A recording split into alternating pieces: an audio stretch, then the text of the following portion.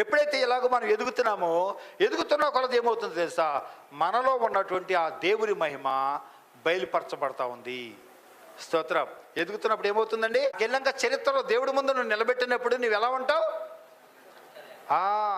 మహిమతో ఉన్నా మచ్చతో ఉన్నానుకో, మహిమతోనే ఉన్నారు మనుషులు, బాగా తెల్లగానే దోతల్లాగా మెరుస్తున్నారు, కానీ మచ్చలోని ఏంటి మచ్చలని ఎవరైనా దోత వచ్చి అడిగారు అనుకో, ఆ మచ్చల ఆ తాగుబోతు మచ్చది, తిరిగిపోతు మచ్చది, ఆ దొంగ మచ్చది, లేకపోతే ఆ మచ్చది, ఈ నరహంతకుడు మచ్చది, అక్కడికి వెళ్ళాం కూడా మళ్ళీ ఈ దొంగ ఆ నరహంతకుడు తాగి వచ్చాడు అని చెప్తే ఇంకా మళ్ళీ దోతల ముందు సిగ్గుపోద్దండి. స్తోత్రం. అంతే కదా. ఇప్పుడు మానేశాడు కదండి, మానేసినా కూడా అప్పుడు తాగుపోతాడని చెప్తుండే ఎంత సిగ్గేస్తుందా ఇదా చెప్పాలండి. అలా కాదు, అక్కడ మహిమపరచడంటే ఆ మచ్చ కూడా లేకుండా చేస్తానండి.